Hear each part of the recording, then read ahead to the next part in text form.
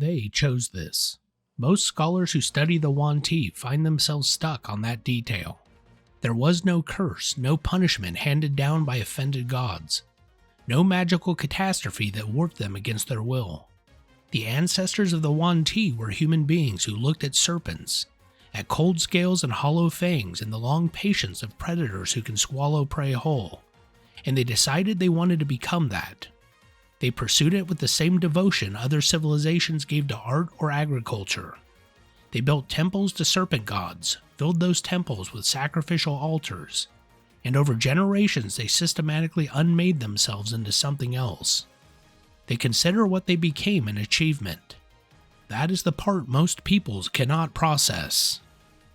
The ancestors of the Yuan-Ti built one of the most powerful empires the ancient world had ever produced. That civilization, called Merrshaulk in the oldest records, left ruins in Cholt, the Serpent Hills, and the jungles of Faerun's southern interior that scholars still piece together today. Skilled architects, accomplished mages, effective administrators of large territories. They were human entirely, and they commanded resources and influence that would have made most contemporary kingdoms nervous. The serpent worship that destroyed them did not emerge from poverty or desperation, it grew from success. Their primary deity, Merrshaulk, was a serpent god of considerable age, and his church offered its followers a straightforward theological proposition. Serpents represented the purest form of life, cold-blooded, patient, predatory, and unburdened by the chaotic emotions that made lesser creatures weak. The priests taught that feeling things, specifically, was a form of corruption. Compassion, grief, love, guilt, the whole register of human emotional experience. All of it was framed as weakness. The serpent felt none of it, and the serpent endured. Over centuries, the theology evolved into practice. The rituals began simply enough as acts of devotion and sacrifice, but the more ambitious clergy eventually concluded that worshipping the serpent from a distance was a failure of conviction. The serpent's nature was superior. Proximity to it through transformation was, therefore, the logical extension of genuine belief. The first transformation rituals were crude and almost certainly fatal in most cases, but the survivors constituted proof of concept.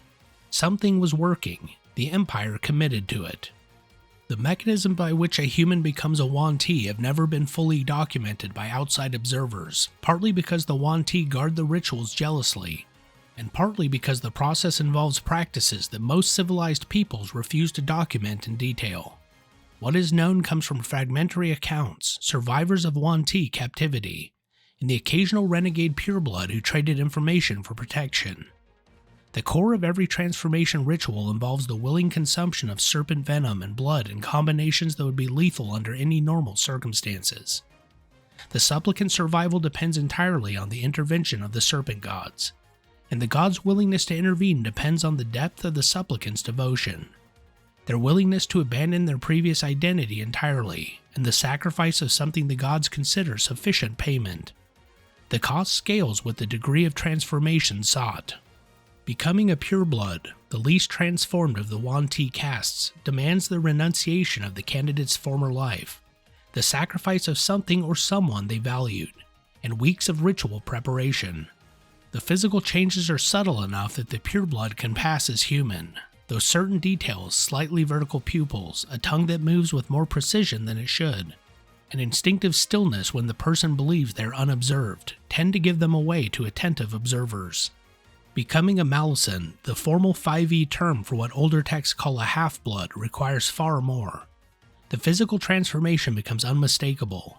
Serpentine features distributed across a still humanoid body in one of three broad configurations.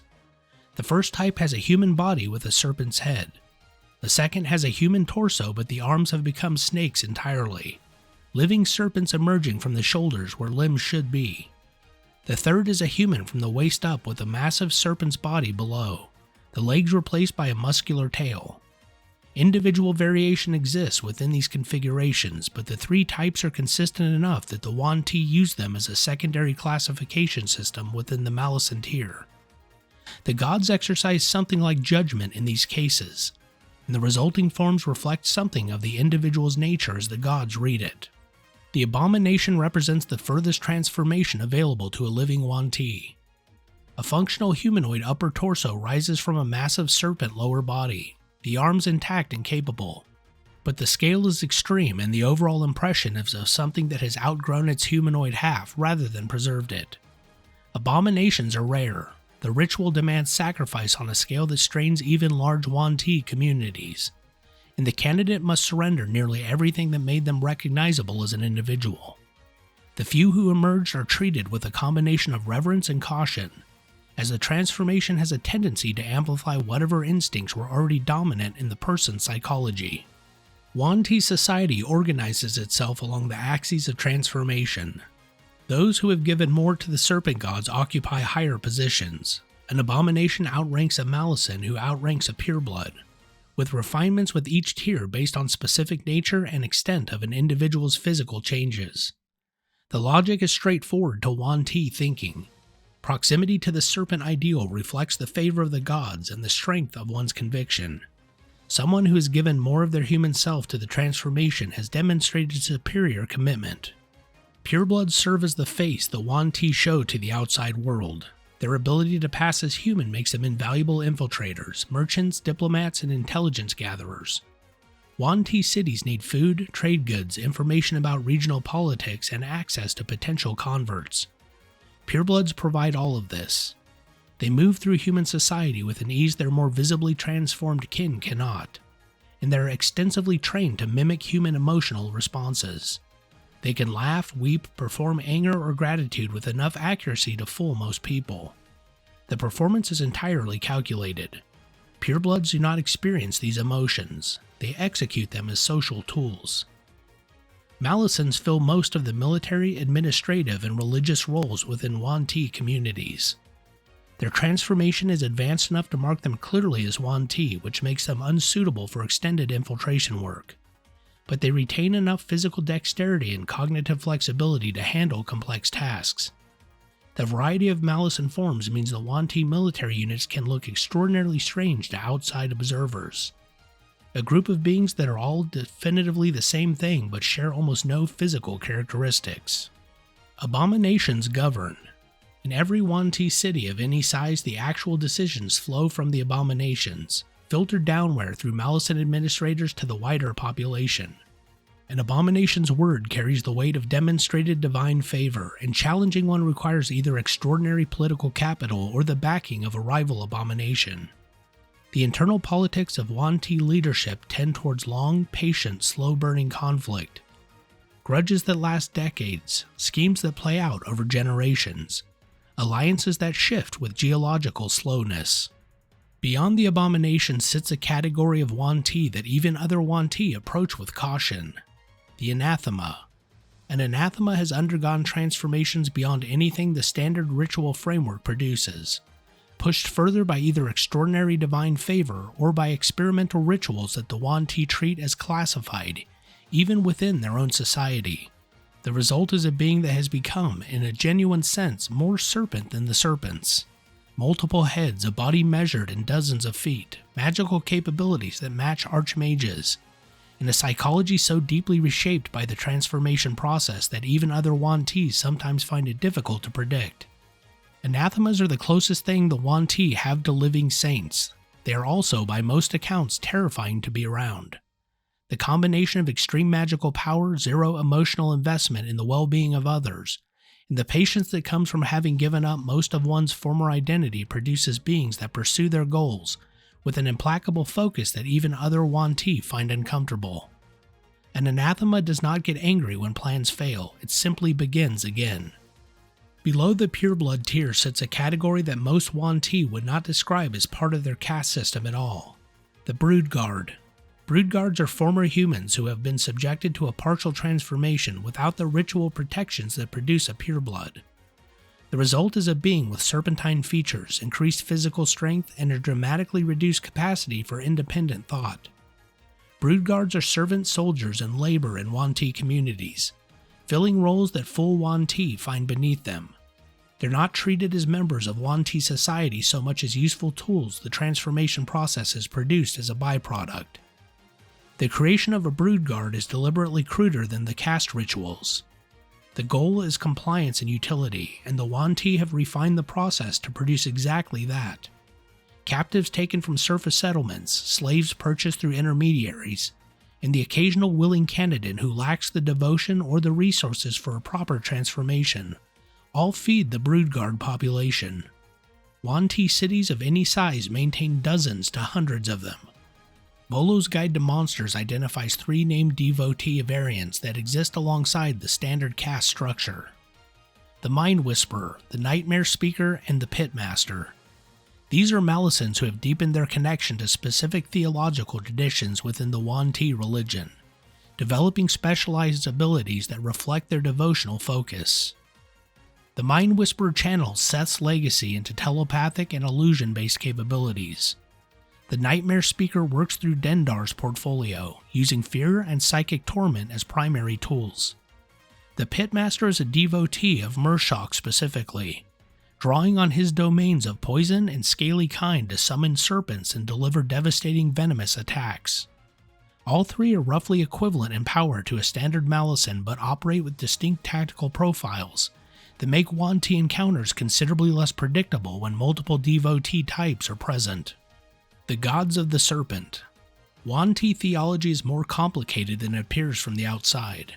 The serpent gods are real, demonstrably so in a world where divine power has observable effects, and they take an active interest in their followers. But the relationships between those gods and the question of which god is actually being worshipped at any given shrine involves layers of theological dispute that the Yuan-Ti themselves do not always agree on. Merrshaulk is the oldest of the Yuan-Ti gods, the deity their ancestors originally worshipped, the being whose theology started the entire transformation project. He was once a god of considerable presence and power, a deity of slaughter, poison, and scaly kind whose portfolio was built around the predatory essence of the serpent, rather than any notion of wisdom or transcendence. His church demanded sacrifice and transformation because those were the currencies of his favor. Sometime in the deep past, Merrshaulk fell into a slumber. The canonical explanation in Yuan-Ti theological tradition is not that he was overfed or exhausted by devotion, but that he simply withdrew. He grew disappointed in his followers, uninterested in the material world, and retreated into a dormancy born of ennui rather than satiation. The distinction matters theologically.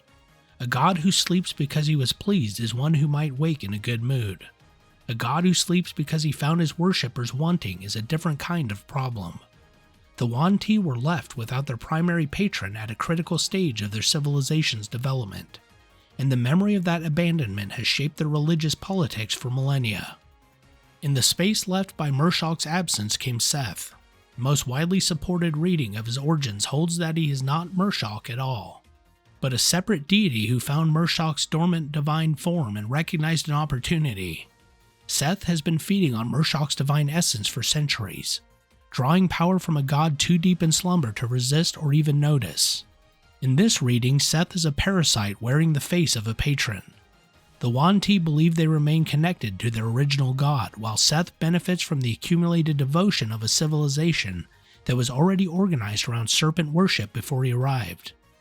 A minority theological position holds that Sseth is Merrshaulk's own dreaming consciousness, active while the larger divine form sleeps, and that what looks like parasitism is actually a kind of disassociation. Yuan-Ti clergy do not debate this openly. Most find the parasitism theory deeply uncomfortable. Whatever the correct interpretation, Sseth presents himself as a deity of Yuan-Ti scaly kind, slaughter, and poison. His portfolio centers on the kill rather than any conception of shadow or subtlety. His church is the dominant religious institution in most Yuan-Ti cities, and his priests occupy the upper tiers of Yuan-Ti religious hierarchies. Sseth's theological contributions to Yuan-Ti culture include the formal codification of the transformation castes and the doctrine of the Great Transformation, the belief that the ultimate purpose of Yuan-Ti existence is to convert all life eventually into Yuan-Ti. Dendar occupies a different space in Yuan-Ti religion than Sseth or Merrshaulk. She is ancient beyond any useful measurement of time, a being that predates the current age of gods and mortals, and her nature is less that of a patron deity and more of a force from which one reaches an understanding. Dendar feeds on nightmares. She is, in some theological frameworks, the reason nightmares exist. She enters sleeping minds and draws sustenance from the fear and helplessness she finds there. Yuan-Ti who venerate Dendar tend toward the more nihilistic end of an already cold-blooded religious spectrum. Dendar's prophetic tradition holds that she will eventually consume the sun itself, ending all life, and that this outcome is a conclusion to be accepted or accelerated rather than a catastrophe to be prevented.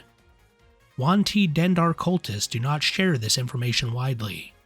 Even among Yuan-Ti, the willingness to work towards literal universal extinction marks one as occupying unusual theological territory. Zehir requires an addition caveat. He is primarily a 4th edition deity introduced when the edition restructured the divine cosmology significantly. In 4e, Zehir became the dominant serpent god, a deity of poison, darkness, and murder who claimed the Yuan-Ti as his primary followers. He's not a natural sequential development in the Forgotten Realms theological timelines, so much as a cosmological replacement that took center stage when the older Sseth Merrshaulk framework was sidelined by the edition's wider Pantheon revisions. In campaigns and settings that draw from 4e material, Zehir functions as the primary Yuan-Ti deity, more aggressive and more openly violent than Sseth. His theology demands active expansion and the killing of those who refuse conversion, and Yuan-Ti under his banner tend towards the most immediately threatening behavior: raids, kidnappings, open strikes on settlements. In settings that do not use 4e's cosmological framework, Zehir occupies a smaller theological space, present in Yuan-Ti communities that have adopted his more militant doctrine, but not the dominant religious force. Whether a given campaign treats him as a major or minor figure depends entirely on which sources are in play. Magic and the Serpent Bloodline. The ritual process restructures something at a deeper level than the physical, and one of the consistent results across all transformation tiers is an innate resistance to magic. Yuan-Ti have advantage on saving throws against spells and magical effects as a baseline capability, a product of the transformation itself rather than something trained or developed. This makes them substantially more durable against the arcane approaches that most adventuring parties rely on, and it is the one reason that Yuan-Ti who survive long enough to hold real power in the communities tend to be very hard to remove. Each caste also develops innate spellcasting that scales with transformation depth. Purebloods have animal friendship towards serpents at will, along with minor illusion and prestidigitation, giving them useful tools for infiltration work. Charm Person, Detect Thoughts, and Suggestion are each available 3 times per day. Malisons share animal friendship at will and carry Polymorph as part of their suite. Restricted to snake form only, with additional spells varying by type. Type 1 has Suggestion at will and Fear 3 times per day. Type 2 has Hold Person and Suggestion both 3 times per day.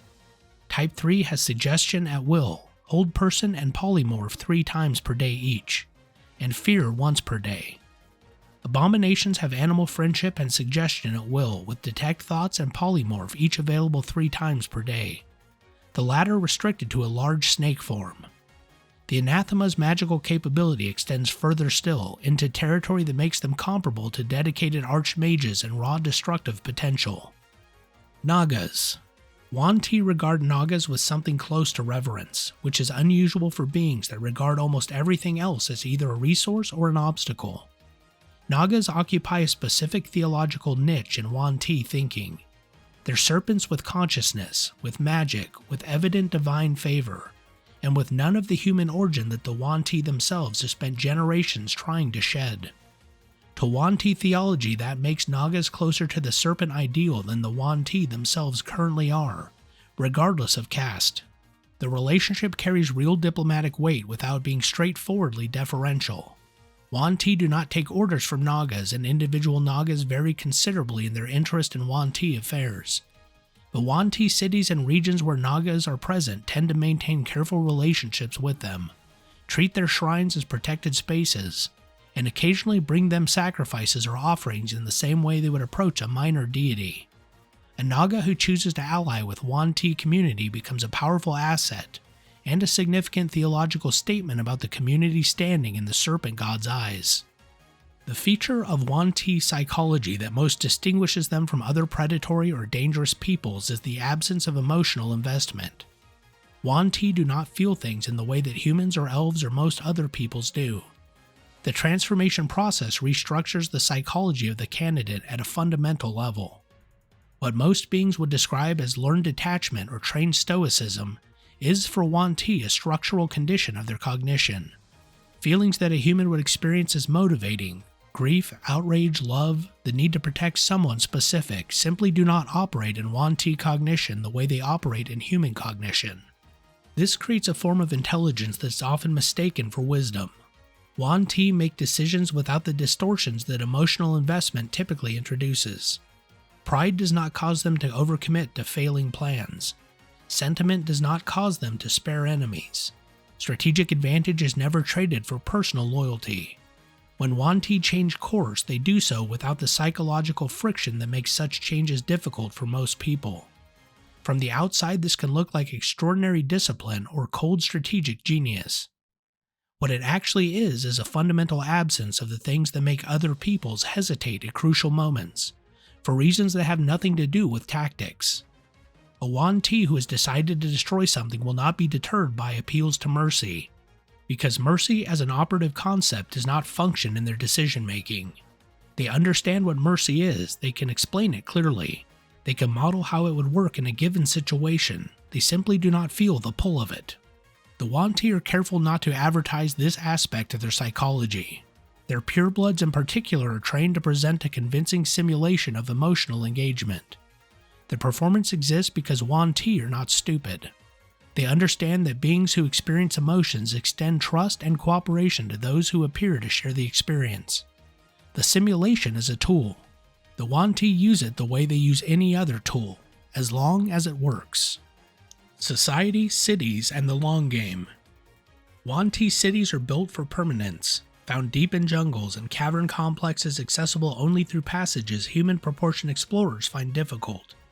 Or in ruins of the original human empire the Yuan-Ti have repurposed and expanded over centuries.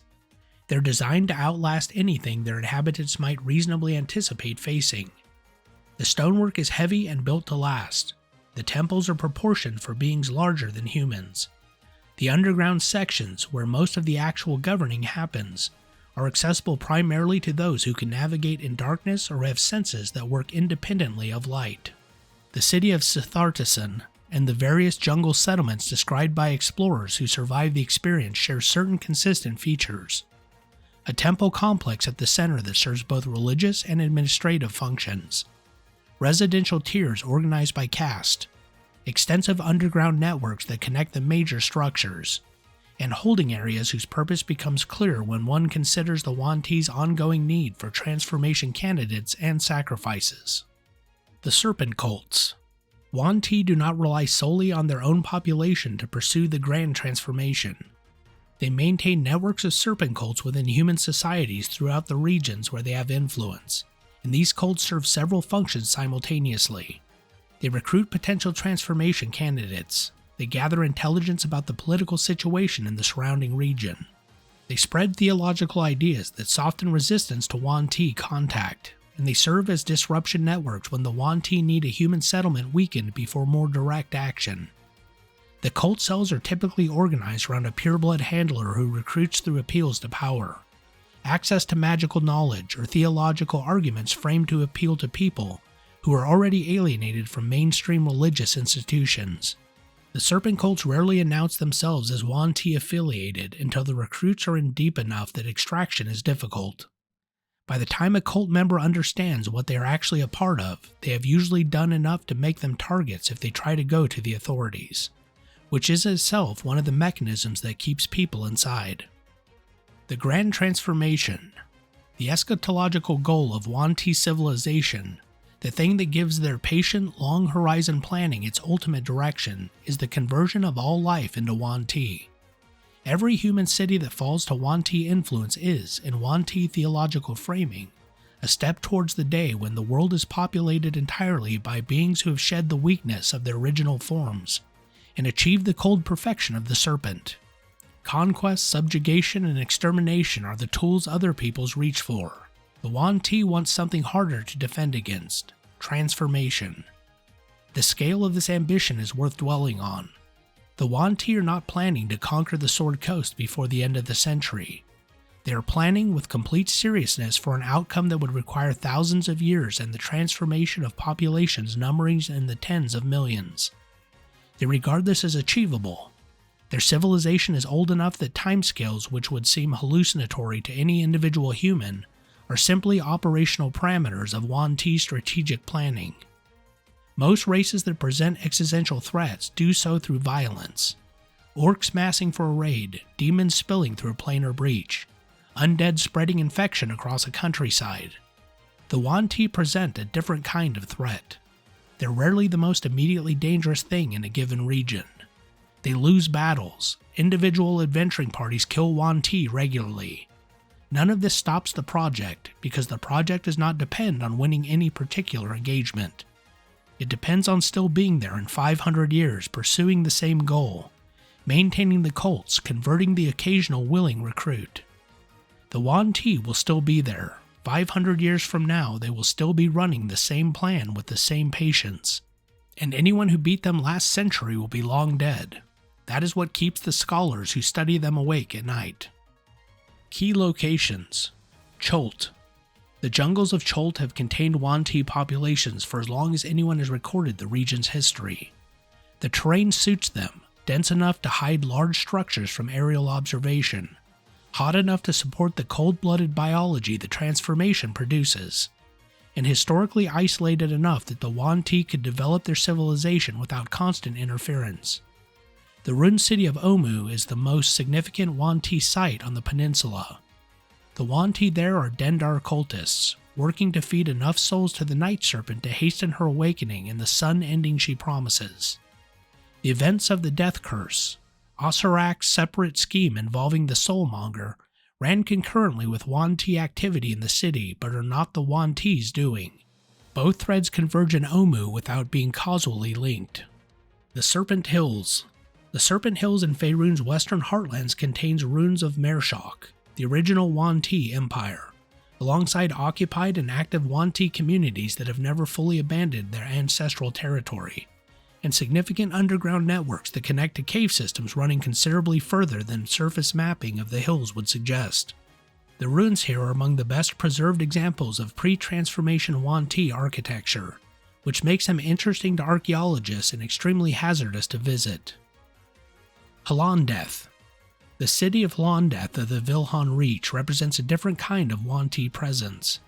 A functioning city-state that operates in full view of the surrounding region rather than hidden behind jungle and cavern. Halondeth has been controlled by Yuan-Ti interests for centuries, maintained through a combination of pureblood infiltration of the city's governing class and careful management of the city's public face to prevent the kind of outside intervention that an obviously Yuan-Ti city would attract. Halondeth is the most visible demonstration of the Yuan-Ti's long-game approach. A major city that has been theirs for generations while most of their own population has not been fully aware of who is actually making the decisions. The Yuan-Ti work best as antagonists in campaigns that reward patience from the dungeon master and encourage paranoia in the players. Their most effective horror is the slow discovery that something going on for years, perhaps decades, was Yuan-Ti all along. The cult that was recruiting from the local temple district, the merchant family that has been unusually successful for 3 generations, the advisor who's been remarkably good at anticipating the Duke's enemies. The physical threat, while real, is secondary to the revelation that everything was connected. Direct Yuan-Ti threats, raids, kidnappings, assassination attempts are almost always in service of something slower and larger. Players who defeat the Yuan-Ti raid and congratulate themselves may be missing the point. The raid was a test, or a distraction, or a reaction to the players having gotten close to something the Yuan-Ti needed to protect. The Yuan-Ti rarely commit resources to actions with no secondary purpose. When the full scope of Yuan-Ti planning eventually becomes clear to the players who have been dealing with what seemed like isolated incidents, the realization that these things have been connected all along, that someone has been watching them since before the campaign began, tends to land with appropriate weight. That is the Yuan-Ti operating as designed.